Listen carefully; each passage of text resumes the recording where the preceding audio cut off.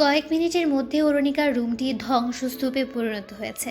ভাঙচুরের শব্দ শুনে সবাই অরুণিকার রুমের দিকে ছুটে এলো। ঘরের অবস্থা দেখে সবাই নিশ্চুপ দাঁড়িয়ে আছে। ঘরের সাথে লাগানো বারান্দার দরজার পেছনে চুপটি করে অরুণিকা দাঁড়িয়ে আছে।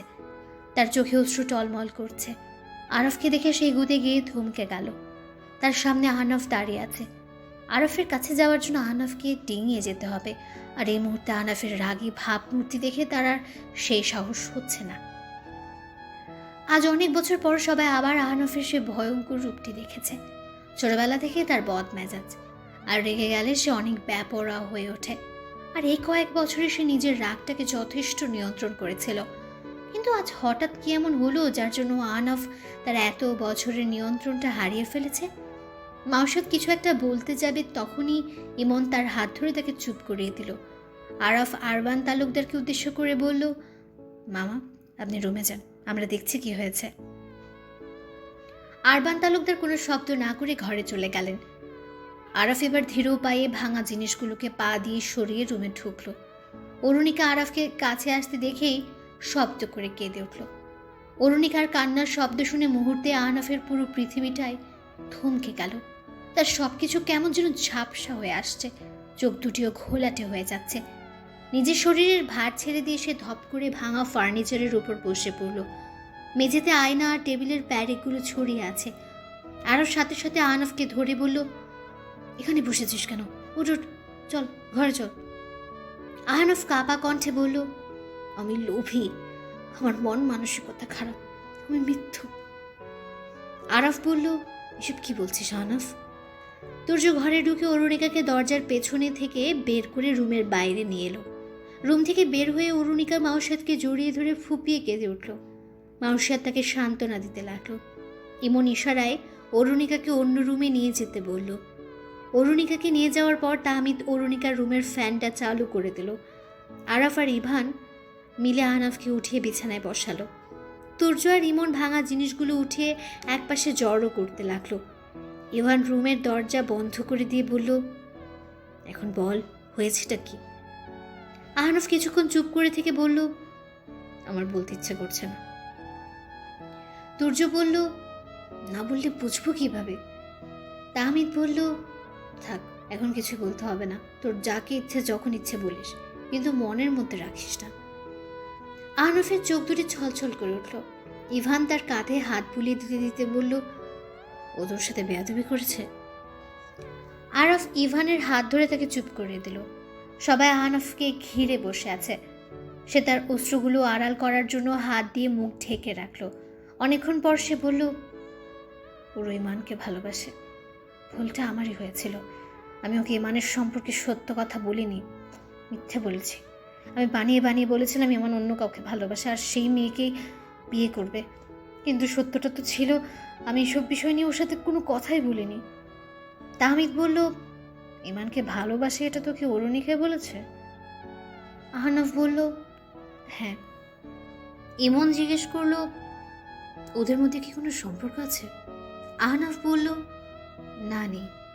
আজই প্রথম সে ইমানের সাথে একা কথা বলার সুযোগ পেয়েছে, আর আজই সব সত্য জেনে ফেলেছে। ইমন বলল, অদ্ভুত, আজই প্রথম কথা হলো আর ভালোবেসে ফেললো, এটা কেমন কথা?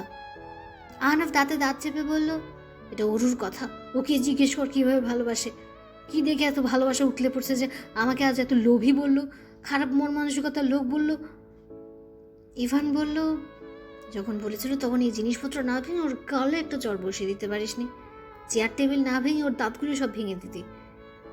আরাফ ইভানের দিকে চোখ গরম করে তাকাতে ইভান বলল, ভালো ভালো, এভাবে তাকিয়ে থাক আর ওকে আশকারা দিয়ে মাথায় উঠাতে থাক, তারপর মাথায় উঠে একদিন সব চুল টেনে ছিঁড়ে দেবে। ইমন বলল, ভাই চুপ কর না, ওর এখন এত বোঝ জ্ঞান হয়নি। এবার তুর্য আহনাফকে উদ্দেশ্য করে বলল, ও তোকে এসব কেন বলেছে? আহনাফ বলল, ও ভাবছে আমি সম্পত্তির ভাগ পাওয়ার জন্য ওকে বিয়ে করেছি। ও আমাকে নাকি সব সম্পত্তি লিখে দেবে, তারপরে যেন আমি ওকে মুক্তি দিই। আমার নাকি মন মানসিকতা খারাপ, তাই আমার ওর। এতটুকু বলেই আহনাফ আবার ফুপিয়ে উঠল। সে বসা থেকে উঠে বলল, বাদ দিয়ে এসো। আহনাফ এরপর রুম থেকে বেরিয়ে গেল। এদিকে আহনাফকে রুম থেকে বের হতে দেখে অরুণিকা মাউসাদের পেছনে আড়াল হয়ে গেল। আহনাফ রাগী দৃষ্টিতে অরুণিকার দিকে তাকিয়ে চলে গেল। এদিকে শতাব্দী লাইব্রেরি রুমে একা বসে আছে। ভাঙচুরের শব্দ শুনে তাহমিদ ওকে ফেলে চলে গেছে। 20 মিনিট ধরে সে একা বসে ছটফট করছে। 20 মিনিট পর তাহমিদকে দেখেই সে শান্ত হলো। তাহমিদ শতাব্দীর হাত ধরে বলল, সরি, তোমাকে এতক্ষণ একা বসিয়ে রেখেছি, সরি শতাব্দী। শতাব্দী চোখের ইশারায় বোঝালো সমস্যা নেই। তাহমিদ বলল, অরুণিকা আর আহনাফের মধ্যে হালকা পাতলা কথা কাটাকাটি হয়েছে। তুমি তো জানোই ওরা টম অ্যান্ড জেরির মতো যুদ্ধ করে, কিছুক্ষণ পর দেখবি দুজনে হাসাহাসি করবে। শতাব্দী এক দৃষ্টিতে তার মিষ্টি মশাইয়ের দিকে তাকিয়ে আছে। তাহমিদ যে তাকে মিথ্যে বলছে তা সে ভালো করে জানে, কারণ শতাব্দী অরুণিকার সাথেই থাকে, আর অরুণিকা তার মনের সব কথা তার সতু আপুকে জানিয়ে দিয়েছে। অরুণিকা যে আহনাফকে ভালোবাসে না, ইমান নামের একটা ছেলেকে ভালোবাসে, এটাও শতাব্দী জানে। কেন যেন তার এই মুহূর্তে আহনাফের জন্য খারাপ লাগছে। সে নিজেও একটা সময় আহনাফের জায়গায় ছিল। হয়তো একপাক্ষিক ভালোবাসাগুলো এমনই যন্ত্রণাদায়ক হয়। শতাব্দীও তো তার মিষ্টি মশাইকে একতরফায় ভালোবেসে গেছে, কখনো তাহমিদ তার ভালোবাসায় সাড়া দেয়নি, যদিও শতাব্দী জানে তাহমিদ তাকে খুব ভালোবাসে। গভীর রাত, সবাই হয়তো ঘুমিয়ে গেছে, শুধু ঘুম নেই আহনাফের চোখে। হঠাৎ কারো উপস্থিতি টের পেয়ে সে পিছু ফিরে দেখলো আরাফ দাঁড়িয়ে আছে। আরাফ আহনাফের কাঁধে হাত রেখে বলল, ওরা তোকে কি বলেছিল আহু? আহনাফ শুকনো মুখে বলল, এটা শুনতে এসেছিস? আরাফ বলল, হ্যাঁ, কারণ আমি জানি এটা না বলে তুই নিজেকে হালকা করতে পারবি না। আহনাফ ফুট করে আরাফকে জড়িয়ে ধরে ফুঁপে উঠল। অনেকক্ষণ পর সে নিজেকে শান্ত করলো আর বলল, এইটুকু মেয়েটাকে কত যত্ন নিয়ে স্পর্শ করতাম, মন খারাপ হলে ওর ছোট ছোট হাতগুলো ধরে রাখতাম, ও আমার আঙুল ধরে কলকাতার অলিগলি হাঁটতো, ওর অন্ধকারে ভয় লাগলে আমার পাশে ঘুমিয়ে পড়তো। মেয়েটা এখন সব ভুলে গেছে, বলছে আমার নাকি ওকে স্পর্শ করার লোভ চড়ে বসেছে, তাই আমি ওকে বিয়ে করতে চাইছি। আরাফ হাত মুঠো করে স্থির হয়ে দাঁড়িয়ে রইল। আহনাফকে থামিয়ে দিয়ে সে নিচে নেমে সোজা অরুণিকার ঘরে চলে গেল। দেখলো অরুণিকা বিছানায় একপাশে জড়সড় হয়ে বসে আছে। আরাফকে দেখে অরুণিকা তার পাশে এসে বলল, আরাফ আরাফ ফুট করে অরুণিকার গালে একটা চড় বসিয়ে দিল। অরুণিকা স্তব্ধ হয়ে দাঁড়িয়ে আছে। আরাফ রাগী কণ্ঠে বলল, তুমি এত বড় হয়ে গেছো যে আজ আহনাফকে এত বড় কথা বলছো? অরুণিকা ফুপিয়ে কেঁদে উঠল। আরাফ বলল, তোমার বিয়ে আহনাফের সাথে হবে এটা আমার ডিসিশন ছিল।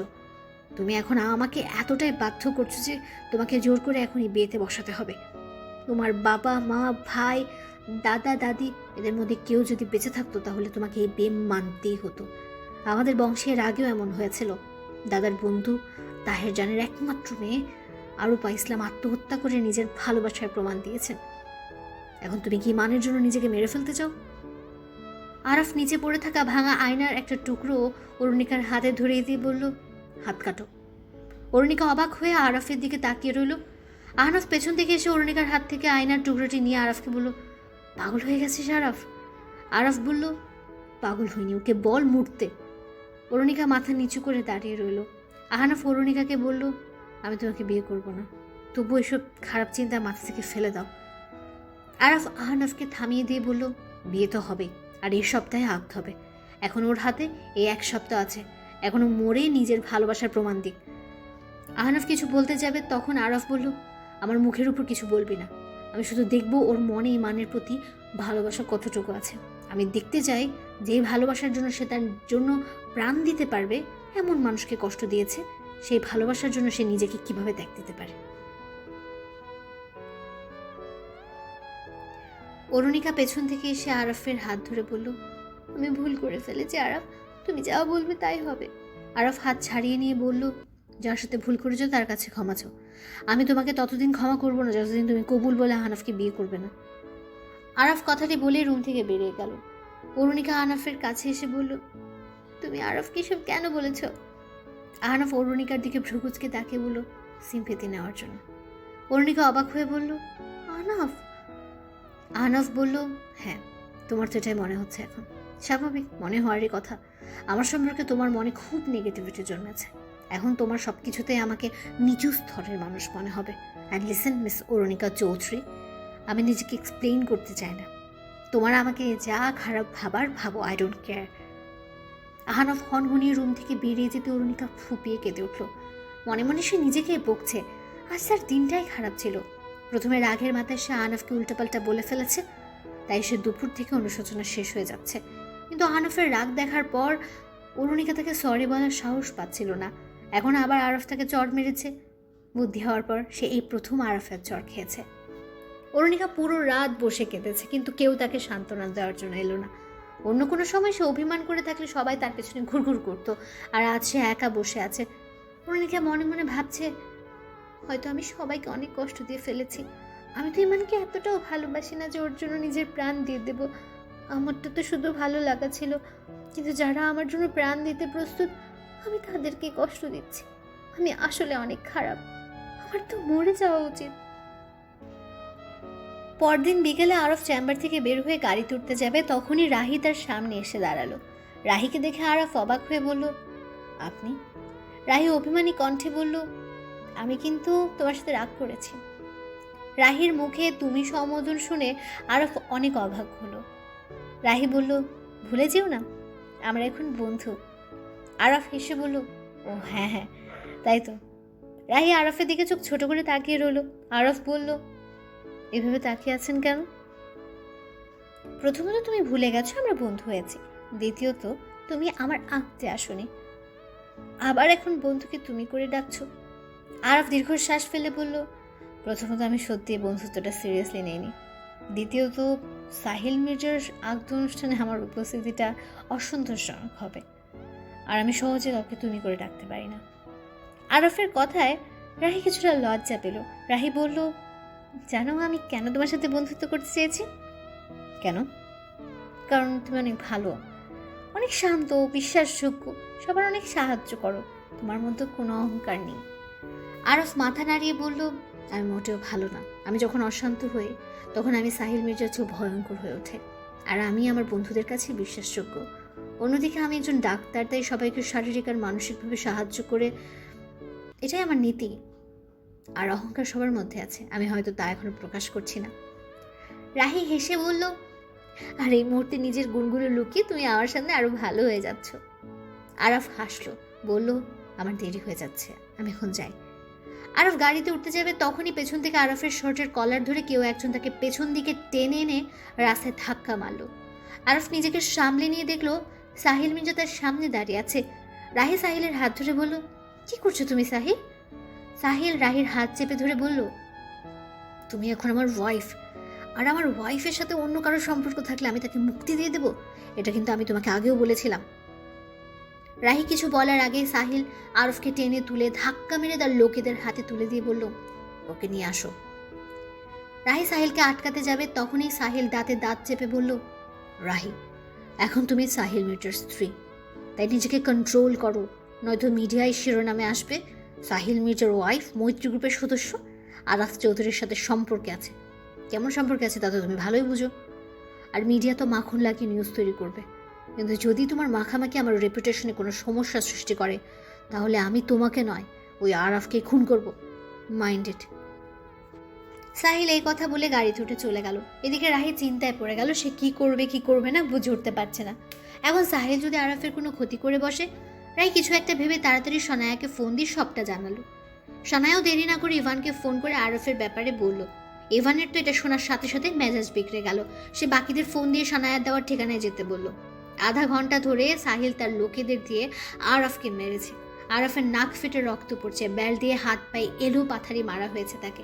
তাই এখন তার শরীর কাঁপছে, চোখের চশমাটাও ভেঙে গেছে, তাই আশেপাশের সবকিছু ঝাপসা লাগছে, মাথাটাও ভন ভন করছে। তখনই আনাফের কণ্ঠ শুনে তার দেহে একটু হলেও প্রাণ ফিরল। আরাফ ভালোভাবে কিছুই দেখছে না, শুধু হট্টগোলের শব্দ পাচ্ছে। সে মাথা তুলে ঝাপসা চোখে দেখলো অনেকগুলো মানুষ ধস্তাধস্তি করছে। এদিকে মিনিট পাঁচেক ইমন, ইভান, তুর্য, আহনাফ আর তাহমিদ সাহিলের লোকেদের সাথে মারামারি করলো, আর সাহিল মির্জা পায়ের উপর পা তুলে তামাশা দেখছে। আহনাফ এবার সাহিলের লোকের নাক ফাটিয়ে দিয়ে সাহিলের দিকে এগিয়ে এসে তার গলা চেপে ধরে বলল, তোর সাহস কি করে হলো আমার ভাইকে এখানে উঠিয়ে এনেছিস? সাহিল অট্ট হাসি হেসে মুহূর্তে হাসি থামিয়ে শান্ত কণ্ঠে বলল, ভয় পেয়ে গেলাম। সাহিল উঠতে যাবে, তখনই আহনাফ ইচ্ছে মতো সাহিলকে মারতে লাগলো। সাহিলের লোকেরা আহনাফকে আটকাতে যাবে, তখনই ইভান তার পিস্তল তাক করে সাহিল মির্জার দিকে ধরলো আর বলল, তোদের এমডিকে 1 সেকেন্ডে উপরই পাঠিয়ে দেব যদি আরেকবার আমাদের গায়ে হাত লাগাস। সাহিল হাতের ইশারায় সবাইকে থামতে বলল, আর নিজেও আহনাফের কাছ থেকে নিজেকে ছাড়িয়ে নিয়ে আরাফকে দেখিয়ে বলল, তোদের বন্ধু। সবাই আরাফকে দেখেই দৌড়ে গেল। তাহমিদ আরাফকে উঠিয়ে বসালো। সামনে কয়েকটা গাড়ি থাকায় তারা এতক্ষণ আরাফকে খেয়াল করেনি। তারা আরাফের যে অবস্থায় করেছে তা দেখে আহনাফের রাগ এবার সীমা ছাড়িয়ে গেল। সে আবার এসে সাহিলের কলার ধরে বলল, তোকে আমি শেষ করে দেবো সাহিল মির্জা। সাহিল আহনাফের হাত চেপে ধরে নিজের কলার থেকে তার হাত ছাড়িয়ে নিয়ে বলল, তুমি আমার কোনো ক্ষতি করতে পারবে না আহনাফ চৌধুরী, কেউ আমার কোনো ক্ষতি করতে পারবে না। তোমাদের পুরো পরিবার ধুলে মিশে গেছে। মিডিয়া বলছে আমার বাবা এই খুনের জন্য দায়ী, কিন্তু কেউ আজ পর্যন্ত তার কোনো ক্ষতি করতে পারেনি। উল্টো আজ সে মন্ত্রী পদে আছে। ইয়াং ম্যান, আমি যদি তোমাদের মেরেও ফেলি আমার কোনো ক্ষতি হবে না, কারণ আমার হাতে অনেক পাওয়ার। ইভান সাহিলের দিকে এগিয়ে এসে বলল, তোর বাবাই আমাদের পরিবারকে খুন করেছে তাই না? সাহিল মির্জা বলল, যদি বলি হ্যাঁ। ইভান বলল, খুন করে ফেলবো তোকে। সাহিল মির্জা হেসে বলল, টাকা আমার সম্পদ আর পলিটিক্স আমার সেফ গার্ড, আর এখন এই দুইটাই আমার হাতে আছে। তোমরা আমাকে খুন করলে সবাই ফেসে যাবে, আর এর মধ্যে একা হয়ে যাবে তোমাদের অরুণিকা। আহনাফ আর ইভান অরুণিকার নাম শুনে শান্ত হয়ে গেল। সাহিল বলল, তোমরা একদিনের জন্য যদি জেলখানার কয়েদি হও তাহলে তোমাদের অরুণিকা এক রাতের জন্য। সাহিলের মুখের ভাব দেখে 5 জনেরই রাগ উঠে গেল। আরাফের মাথা ঘুরছে, তাই সে সাহিলের সব কথা অস্পষ্ট শুনছে। এদিকে সাহিলের কথা শুনে তুর্য চেঁচিয়ে বলল, তোর মুখ ছেড়ে দেবো আমি। সাহিল বলল, আগে তোমাদের বন্ধুর মুখটা ঠিক করে নাও। বেচারা মার খেতে খেতে বড্ড ক্লান্ত হয়ে গেছে, এখন হয়তো ডাক্তার সাহেবের জন্য আলাদা ডাক্তার লাগবে। তাহমিদ আর ইমন আরাফকে নিয়ে গাড়িতে উঠল। ইভান যাওয়ার আগে আরেকবার পিছু ফিরে সাহিলের দিকে তাকে মনে মনে বলল, আমাদের অরুণিকাকে নিয়ে তুই বাজে কথা বলেছিস, এখন দেখ তোর প্রাণ নিয়ে আমি কি করি। সাহিল ইভানের দিকে তাকিয়ে বাঁকা হাসি দিল। ইভানও উত্তরে তাচ্ছিলের হাসি দিয়ে গাড়িতে উঠে বসলো।